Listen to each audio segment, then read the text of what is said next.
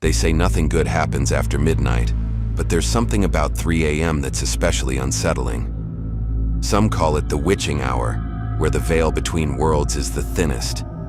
Others just chalk it up to superstition. But what if I told you it's not just a myth? What if there really is something out there waiting for the perfect moment, the perfect person to wander into its grasp? I didn't believe it either, until it happened to me. This isn't a ghost story or some urban legend.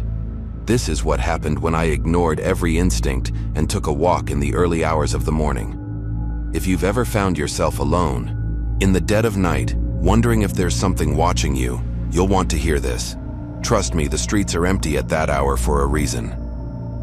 My name is Mark, and I live in a quiet suburban town in the Midwest called Willow Creek. It's the kind of place where everyone knows each other, and the biggest excitement is the annual 4th of July parade. Life here is predictable, maybe even boring, but it's safe.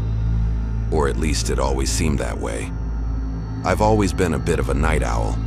Something about the stillness of the night appeals to me, the way the world feels like it belongs to you alone. A few months ago, I started taking late-night walks to clear my head after long shifts at the diner where I work. It was peaceful, almost therapeutic. Most nights I'd throw on my hoodie, pop in some earbuds, and lose myself in the quiet streets of Willow Creek. The route I usually took was simple: a loop around my neighborhood, down Elm Street, past the community park, and back home. Nothing extraordinary, just a mix of suburban houses, a few convenience stores, and the occasional stray cat darting across the road.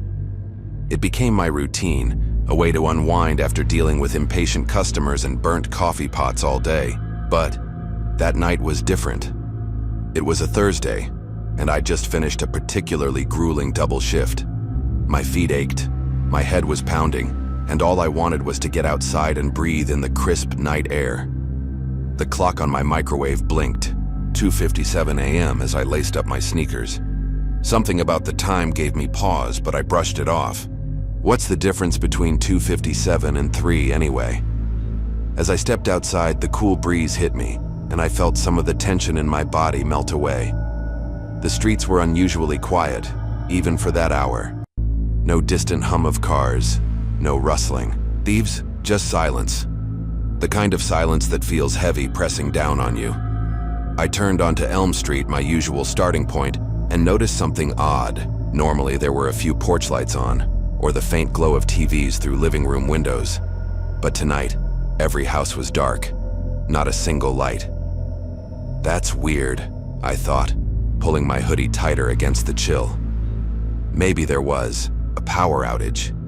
But no, the streetlights were still on, casting their pale, flickering glow on the empty road. As I walked, a sense of unease began to creep in. It wasn't just the silence or the darkness. It was the feeling that I wasn't alone. You know that sensation when you're sure someone's watching you. Your skin prickles and your body tenses, even though your logical mind tells you there's nothing there. I tried to shake it off, telling myself I was just tired. But then I noticed something else. The air felt wrong. Heavy, like it was harder to breathe.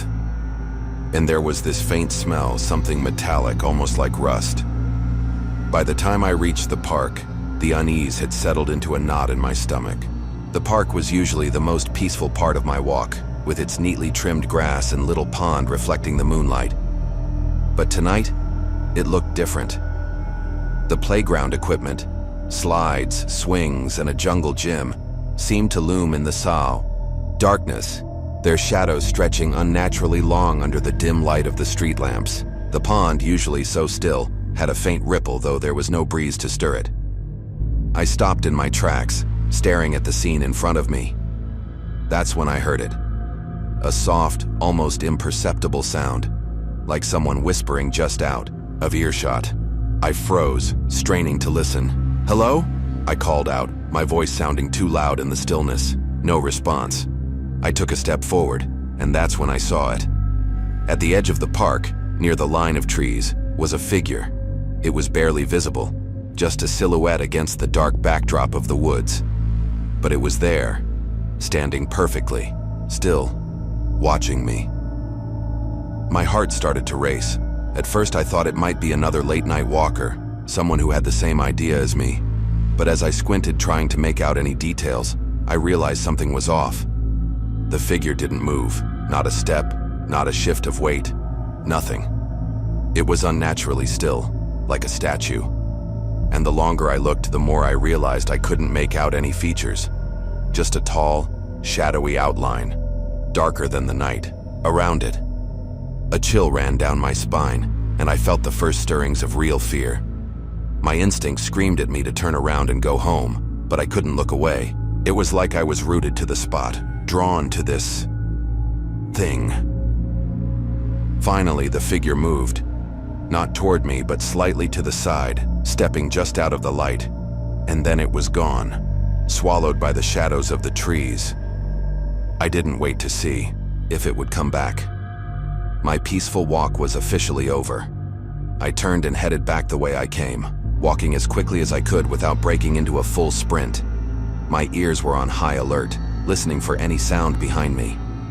But there was nothing, just the deafening silence and the pounding of my own heart.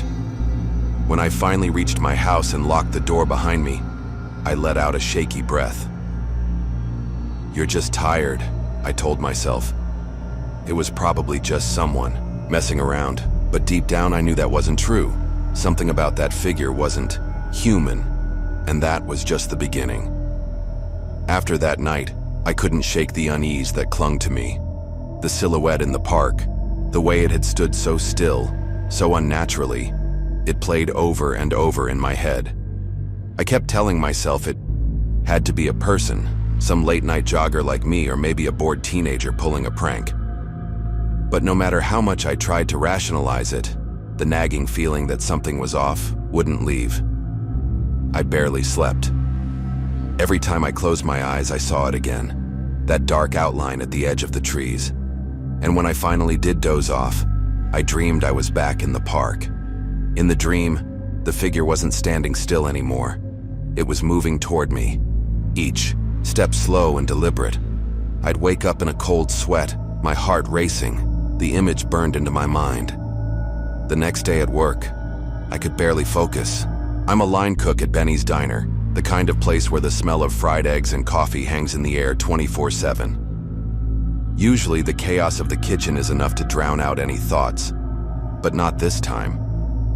I kept glancing toward the windows, half expecting to see that figure standing in the parking lot watching me. "Hey Mark, you okay?" my coworker Jenna asked during the lunch rush. "Yeah, I'm fine," I lied, flipping a pancake that landed slightly off-center. "You look like you've seen a ghost," she said, raising an eyebrow. I forced a laugh, but her words hit too close to home. Because that's exactly how I felt, as if I'd seen something I wasn't supposed to, something that shouldn't exist. By the time my shift ended, I was exhausted. All I wanted was to go home, take a hot shower, and maybe finally get some sleep. But as I drove through the quiet streets of Willow Creek, that unease crept back in. The sun had just set, and the long shadows of the trees lining the road seemed to stretch endlessly, like they were reaching for me. I told myself I'd take a break from my late-night walks, at least for a while. But as the hours ticked by, the familiar restlessness set in. I'd gotten so used to those walks, the way they cleared my head and let me process the day. It felt strange not to go, like something was missing. Around 2:45 a.m., I finally gave in. "Just a short one," I told myself as I laced up my sneakers. "I'll stick close to home." The night air was crisp, colder than usual, and I pulled my hoodie tight as I stepped outside. The streets were as silent as they'd been the night before, but this time, the silence felt heavier, almost oppressive. The hum of distant traffic was absent, as if the whole world had been muted. I stuck to the sidewalks near my house, avoiding the park altogether. My footsteps echoed in the stillness, the sound unnervingly loud. Every so often I'd glance over my shoulder, half expecting to see that figure again. But the streets were empty, or so I thought. It wasn't until I reached the corner of Pine Street that I noticed it. At first I thought it was just my shadow, stretched out long and thin by the flickering streetlight above me. But as I moved, the shadow didn't. It stayed perfectly still, standing in the middle of the sidewalk. My heart skipped a beat. I stopped walking, frozen in place, my breath visible in the cold air. Slowly, I turned my head to look behind me. There it was. The figure. It stood about 20 feet away, its outline barely visible in the dim light. Just like before, it didn't move. It didn't wave or call out. Nothing. It was just standing there, watching. "Who's there?" I called out, my voice cracking slightly. No response. I took a step back, my pulse quickening. The figure remained, still, but something about its presence felt more oppressive this time. The air around me seemed to thicken and I struggled to draw a full breath. "What do you want?" I tried again, louder this time. Still nothing. I don't know what possessed me to do it, but I took a step forward, trying to get a better look. As I did, the figure shifted. Not toward me, but slightly to the side, disappearing behind a telephone pole. I blinked, and it was gone. My mind raced. Had it been real, or was my imagination playing tricks on me? I wanted to believe it was the latter, but deep down, I knew better. I turned around and headed home, walking as quickly as I could without breaking into a run. The feeling of being watched stayed with me the whole way, and I couldn't shake the sensation that the figure was still there, just out of sight. When I finally reached my front door, I fumbled with my keys, my hands shaking so badly it took me 3 tries to unlock it. As soon as I stepped inside, I slammed the door shut and locked it, leaning against it as I tried to catch my breath. I was safe, or so I thought. Later that night, as I lay in bed staring at the ceiling, I heard it. A faint tap, tap, tap coming from the window. I didn't want to look, but I couldn't stop myself. Slowly, I turned my head toward the sound, my heart pounding in my chest. There, on the other side of the glass, was a hand, pale, skeletal, and pressed against the window pane. I couldn't move. My eyes were glued to the window, where the pale, skeletal hand remained pressed against the glass. Its fingers were long and thin, almost claw-like, and the way they rested so unnaturally sent shivers down my spine. For a moment, I thought I was imagining it, that my exhausted mind had conjured this horror. But then the fingers twitched. I let out a small gasp, clamping my hand over my mouth to stop myself from screaming. My heart was pounding so hard I thought it might burst. The hand didn't move again, but I could feel the presence attached to it, waiting just beyond the pane of glass. And then, just as suddenly as it had appeared, it was gone. The hand slid downward, leaving a faint, foggy smear on the glass before disappearing entirely. I jumped out of bed and ran to the window, my trembling hands gripping the curtains as I yanked them closed. My breathing was erratic, each shallow breath a struggle as I tried to calm myself. "It's just a bad dream," I whispered to myself. "You're overtired, that's all." But deep down, I knew that wasn't true. I knew what I'd seen was real. I spent the rest of the night sitting on my bed, clutching the baseball bat I kept in my closet. I didn't dare close my eyes, didn't dare turn off the lights. Every creak of the house made me flinch. Every gust of wind outside sent a fresh wave of paranoia washing over me. By the time the sun finally rose, I was exhausted, but the sight of daylight brought a sliver of relief. I tried to convince myself that whatever I'd seen, or thought I'd seen, was gone. But as I stepped into the living room, my stomach dropped. The front window had been smeared with dirt. It wasn't just random smudges either, it was deliberate. A handprint, long and spindly, stood out starkly against the otherwise clean glass. I stood frozen, staring at the mark, the same chill from the night before creeping up my spine. I grabbed a paper towel and some cleaner and wiped it away, as if erasing the evidence would make it easier to ignore.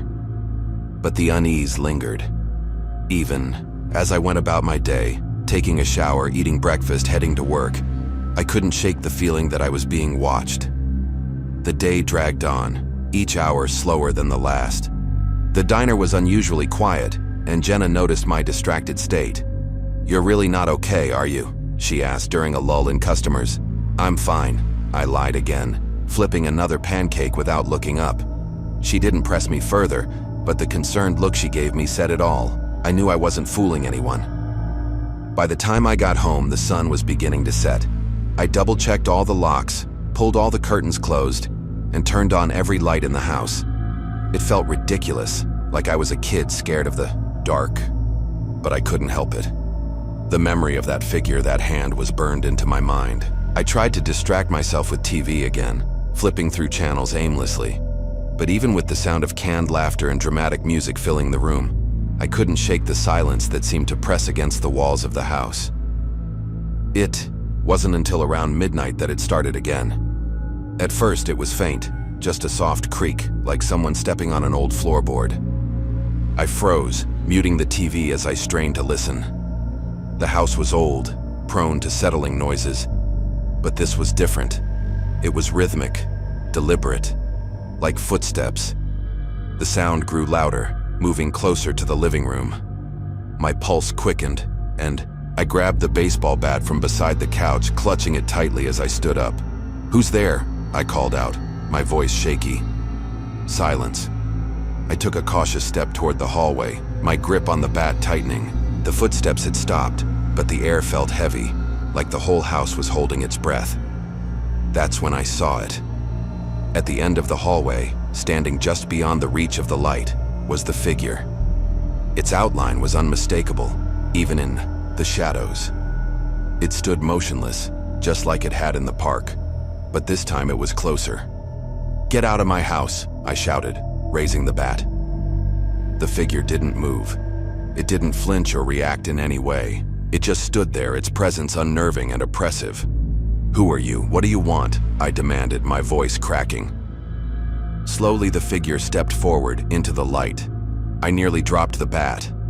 Its face, or what should have been its face, was covered in a dark, swirling void, like a black hole had replaced its features. Its hooded cloak hung loosely over its skeletal frame, and its hands, long, pale, and skeletal, hung limply at its sides.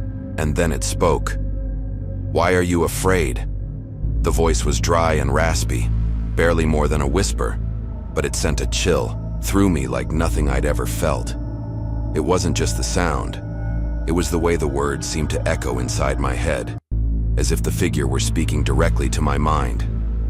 "What do you want from me?" I whispered, my voice barely audible. The figure tilted its head as if amused. "I want to know," it said, its voice dripping with malice. "What are you most afraid of?" My breath caught in my throat. The question was simple, but the way it was asked, the way it felt, was anything but. It was as if the figure already knew the answer and was waiting for me to admit it. I stammered, stepping back. The figure took another step forward, its movement slow and deliberate. "Tell me," it said, its tone both commanding and mocking. "What are you most afraid of?" I shook my head, unable to speak. My mind raced, searching for some way to escape, but there was nowhere to go. The figure was blocking the hallway, and I couldn't tear my eyes away from it. It was as if it had taken control of my body, paralyzing me with fear. And then, just as suddenly as it had appeared, the figure vanished. The air in the room felt lighter, as if a weight had been lifted. I stood there for what felt like an eternity, gripping the bat tightly, waiting for it to return. But it didn't. Not that night anyway. The next morning I was running on pure adrenaline. Sleep wasn't an option anymore. Every time I closed my eyes, I imagined the figure's featureless face and that chilling voice asking me the same question. "What are you most afraid of?" The memory clung to me like a shadow, following me through every waking moment. I spent most of the day trying to convince myself that it was all in my head. Maybe I'd been working too much, and the stress was finally catching up to me. I told myself it was exhaustion, sleep deprivation, anything to make sense of what I'd seen. But the unease lingered. As the hours passed, the idea of being alone in my house became unbearable. By the time the sun set, I decided to do something I hadn't done in years. I called my sister, Rachel. "Mark, wow, I wasn't expecting to hear from you," she said when she picked up. "Yeah, I know. It's been a while," I replied, trying to keep my voice steady. "Hey, are you busy? I was thinking of coming over for a bit." Rachel hesitated. "Is everything okay?" Yeah, everything's fine, I lied. I just need to get out of the house for a while. Of course, she said. Come over, we'll catch up. I grabbed my keys and left without looking back. The drive to Rachel's place took about 20 minutes, but it felt longer. Every time I stopped at a red light, I found myself scanning the sidewalks and alleyways, half expecting to see the figure lurking in the shadows. By the time I reached Rachel's house, I felt a little more at ease. Her place was warm and inviting, with the smell of baked cookies wafting from the kitchen. It was the kind of normalcy I desperately needed.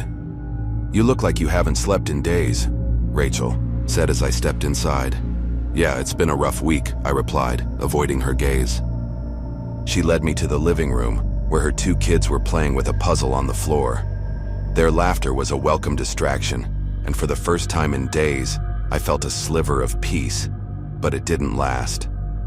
That night, after Rachel and the kids went to bed, I found myself sitting alone in the guest room. The house was quiet, save for the faint hum of the refrigerator in the kitchen. I tried to focus on my phone, scrolling through social media in an attempt to keep my mind occupied. Then, the tapping started. It was faint at first, almost imperceptible, but it grew louder with each passing second. Tap, tap, tap. It was coming from the window. My stomach dropped. I didn't want to look, but I couldn't ignore it. Slowly, I turned my head toward the sound, my heart pounding in my chest. There, on the other side of the glass, was the figure. Its hand was pressed against the window just like the night before, but this time it wasn't alone. Behind it, barely visible in the darkness, were more shapes, shadowy figures standing silently, their faces obscured. I froze, my breath catching in my throat. The figure tilted its head, as if studying me, and then it raised its other hand. It pointed at me, its bony finger tapping against the glass. Tap, tap, tap. I stumbled back, knocking over a lamp in the process. The noise startled Rachel, who came rushing into the room. Mark, what's going on? She asked, her voice laced with concern. I pointed at the window, but when she looked, there was nothing there. I swear it was right there, I said, my voice trembling. Rachel frowned. Mark, you're scaring me. Are you sure you're okay? I'm not making this up, I insisted. Something's following me. Rachel placed a hand on my shoulder. Look, maybe you should see someone, a therapist, or... I'm not crazy, I snapped, pulling away from her. The guilt hit me immediately. Rachel was only trying to help, and I was taking my fear out on her. I'm sorry, I said, lowering my voice. I don't know what's happening to me. Rachel sighed. Why don't you stay here tonight? We'll figure this out in the morning. I nodded, though I wasn't sure how much good it would do. The figure had found me here. It would find me anywhere. That night, I barely slept. Every sound, every shadow felt like a threat. At one point, I thought I saw movement in the hallway, but when I got up to check, there was nothing there. The next morning, I decided I couldn't drag Rachel and her kids into this any longer. Whatever this was, it was my problem to deal with. I think I'm going to head home, I told her over breakfast. Are you sure? She asked, her brow furrowed with concern. Yeah, I lied. I just need to face this head on. Rachel didn't look convinced, but she didn't push. Call me if you need anything, okay? I nodded and left, my heart heavy with dread. The drive home was uneventful, but the closer I got, the more my anxiety grew. By the time I pulled into my driveway, I was practically shaking. I sat in the car for a long time, staring at the house, trying to convince myself to go inside. Finally, I forced myself to move. I stepped out of the car, walked up to the front door, and unlocked it. The house was quiet, just as I'd left it. But as I stepped inside, I felt it immediately. The heavy, suffocating presence that I'd come to associate with the figure. I wasn't alone. I turned on every light in the house, checking every room, every closet, every corner. There was no sign of the figure, but I could feel it watching me, waiting. That night, as I sat on the couch clutching my baseball bat, I heard it again. The tapping. This time, it wasn't just the window. It was coming from the walls, the ceiling, even the floor. The sound was everywhere, surrounding me, growing louder and more frantic with each passing second. And then, just as suddenly as it started, it stopped. A voice, dry and rasping, whispered from the darkness, "You can't run from me." The voice echoed in my head long after the sound had died away. "You can't run from me." I sat frozen on the couch, clutching the baseball bat as if it could somehow protect me from the thing that had invaded my life. My breath was shallow, my heart pounding like a war drum, and my body felt like it was locked in place. The tapping on the walls, the figure at the window, the whispering. It was all too much. I could feel the weight of it crushing down on me, dragging me closer and closer to the edge of madness. The rest of the night passed in a blur. I didn't sleep, not even for a moment. Every shadow in the house seemed to shift and twist. Every creak of the floorboards felt like a threat. By the time the first rays of sunlight crept through the curtains, I was a wreck. I couldn't live like this anymore. Something had to give. I decided to take action. The first step was finding out what exactly I was dealing with. I spent hours scouring the internet, searching for any information that might explain the figure. I searched for stories about shadowy apparitions, hauntings, demons, anything that fit what I was experiencing. Most of what I found was useless. Blog posts about ghost sightings, clickbait articles about real paranormal encounters, YouTube videos with cheap jump scares. But one thread on an obscure forum caught my attention. The post was titled, "The Hollow Ones. Has anyone else seen them?" The description sent chills down my spine. The poster described a figure almost identical to what I'd seen, tall, cloaked, with a face like a swirling void. They wrote about how the figure had appeared after they'd spent a night wandering alone at 3 a.m., how it had followed them home and slowly driven them to the brink of insanity. They claimed the figure was drawn to fear, that it thrived on it. The more terrified you became, the stronger it grew. It wasn't just a presence, it was a predator, and you were its prey. The thread was filled with similar stories, people describing encounters with figures that matched the Hollow Ones' description. The details varied. Some saw it in their homes, others in the woods, a few in abandoned buildings, but the pattern was always the same. It appeared, it tormented, and it fed. And there was one common theme in every story. No one ever got rid of it. By the time I finished reading, my hands were trembling. The Hollow One wasn't just a ghost or a hallucination. It was something much worse. And now, it had chosen me. The realization hit me like a freight train. The figure wasn't going to stop. It wasn't going to leave me alone. No matter where I went, it would follow. And the more afraid I became, the more power it would gain. I needed help. I called Rachel, my voice shaking as I told her everything. I didn't hold anything back this time. No half-truths, no attempts to downplay what was happening. I told her about the figure, the whispers, the tapping, everything. There was a long silence on the other end of the line. "Mark," she said finally, her voice filled with concern. "You need to talk to someone, a professional." "You think I'm crazy," I said bitterly. "No, I don't," she insisted. "But you're clearly not okay. Whatever's going on, you shouldn't be dealing with it alone." I wanted to argue, but I didn't have the energy. She was right. I couldn't handle this on my own. That afternoon, I made an appointment with a therapist. I didn't know if it would help, but I had to try something. The next few days passed in a haze. I went through the motions of daily life, eating, sleeping, working, but it all felt meaningless. The figure was always there, lurking just out of sight. I'd catch glimpses of it in the corner of my eye, feel its presence in the room even when I couldn't see it. At night, the tapping would return. It wasn't just the walls anymore. It was the windows, the floors, the ceilings. It was as if the house itself had come alive, echoing with the Hollow One's presence. And then, the dream started. Every time I closed my eyes, I found myself back in the park, standing in the exact spot where I'd first seen the figure. The trees loomed overhead, their branches twisting like skeletal hands. The air was thick, suffocating, and the only sound was the faint rustling of leaves. And then, without fail, the figure would appear.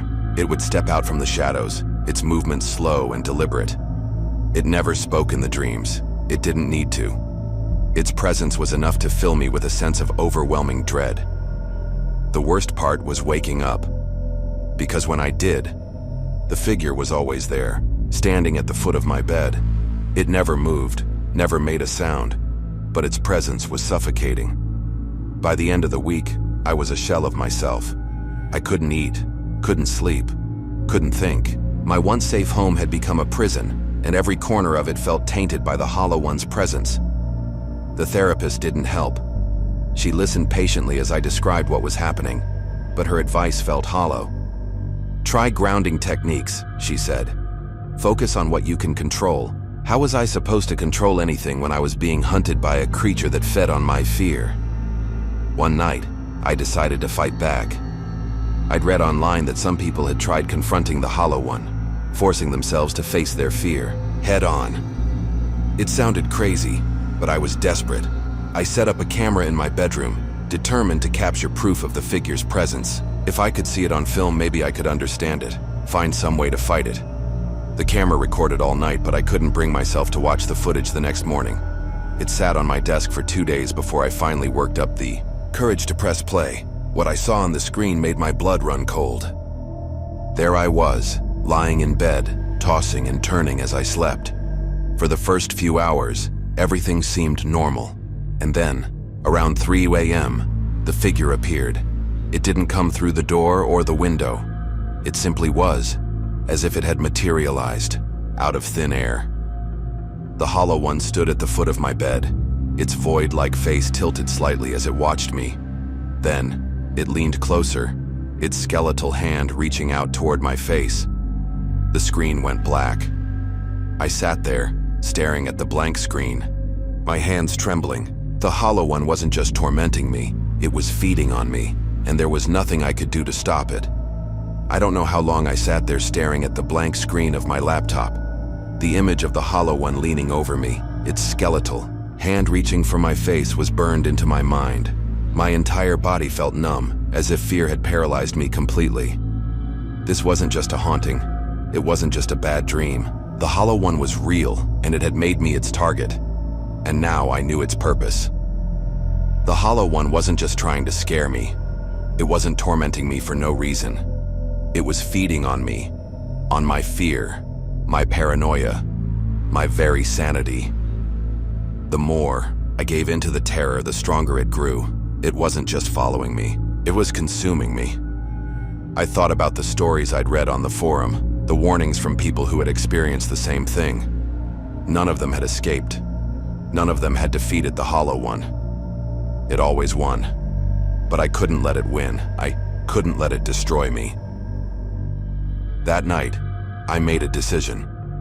I wasn't going to run anymore. I wasn't going to hide. If the Hollow One wanted me, it would have to face me directly. I spent hours preparing. I turned on every light in the house, locked every door and window, and set up cameras in every room. If the Hollow One was going to show itself again, I was going to record it. I was going to prove to myself, and to anyone who would listen, that I wasn't crazy. Midnight came and the house was silent. I sat in the living room, gripping the baseball bat I'd been keeping by my side for days. The air was heavy, suffocating, and I could feel the Hollow One's presence creeping closer. By 2:30 a.m., the tapping started. It began on the windows, soft and deliberate. Tap, tap, tap. Then it moved to the walls, the sound growing louder and more insistent. Tap, tap, tap. I stood up, my heart pounding, and gripped the bat tighter. "Show yourself," I shouted, my voice trembling. "I'm not afraid of you anymore." The tapping stopped. For a moment, the house was silent. Then, the lights began to flicker. One by one, the bulbs dimmed and went out, plunging the house into darkness. I felt a chill run down my spine, and then I saw it. The Hollow One was standing in the hallway, its void-like face staring directly at me. Its skeletal frame seemed larger than before, more solid, as if it had grown stronger. "You can't fight me," it whispered, its dry, rasping voice cutting through the silence. "I'm not afraid of you," I said, though the words felt hollow. My hands were shaking, my palms slick with sweat. The hollow one tilted its head as if amused. "You lie," it said. It stepped closer, its movements slow and deliberate. The air around me grew colder and I could feel the weight of its presence pressing down on me. My breathing became shallow, my chest tight. "What do you want from me?" I demanded, my voice cracking. The hollow one stopped a few feet away, its skeletal hand reaching out toward me. "You know what I want," it said. It didn't need to explain. I understood. It wanted my fear, my despair. It wanted to break me completely, but I wouldn't let it. I gripped the bat tightly and swung it with all my strength, aiming for the hollow one's outstretched hand. The bat passed through it like smoke, the figure dissolving for a brief moment before reappearing behind me. "Futile," it whispered, its voice echoing in my mind. I spun around, my heart racing, and swung the bat again. But the hollow one didn't move. It didn't flinch. It simply stood there watching me. "You can't fight me," it said again. "You can only feed me." Its words sank deep, a cold truth I couldn't deny. The hollow one wasn't a physical entity. It wasn't something I could hit or hurt. It existed beyond the rules of the physical world, and every ounce of fear I gave it only made it stronger. I dropped the bat, my hands trembling. "What do you want me to do?" I asked, my voice barely a whisper. The hollow one tilted its head, again, as if considering my question. Then it stepped closer, its skeletal hand reaching toward my face. "Accept it," it said. "Accept me." The room seemed to spin, the shadows twisting and writhing around me. I felt a cold, bony hand brush against my cheek, and for a moment I thought I would pass out. But then something snapped inside me. "No," I said, the word barely more than a whisper. The hollow one paused, its hand hovering in the air. "I won't let you win," I said, my voice growing stronger. "You can't take anything from me unless I give it to you. And I won't." The hollow one recoiled slightly, its void-like face seeming to ripple. I stepped forward, my fear replaced by a surge of determination. "You need me, don't you?" I said. "You can't survive without me. But I can survive without you." The hollow one didn't respond, but I could feel its presence weakening. The oppressive weight in the air began to lift, and the flickering light steadied. I didn't know if my words were true, but I held on to them like a lifeline. If the hollow one thrived on fear, then the only way to beat it was to stop being afraid. "I'm not afraid of you anymore," I said, the words firm and steady. The hollow one let out a low, guttural sound, almost like a growl. Then, slowly, it began to fade. Its skeletal frame dissolved into the shadows, its void-like face the last thing to disappear. And just like that, it was gone. I don't know how long I stood there, staring at the empty hallway. The house was silent, the air still. For the first time in days, I felt like I could breathe again. But I knew it wasn't over. The hollow one had left, but I could still feel its presence lingering in the back of my mind, like a distant memory I couldn't quite shake. I didn't know if it would come back, but I knew one thing for sure. I wouldn't let it control me. So if you ever find yourself walking alone at 3 a.m. and the streets feel too quiet, too empty, turn around. Go home. Don't ignore the warnings, because once the hollow one finds you, it doesn't let go. If you want to hear more chilling tales like this, make sure to hit that subscribe button and turn on the notification bell. That way, you won't miss a single story that might keep you up at night. Thanks for watching. See you in the next one.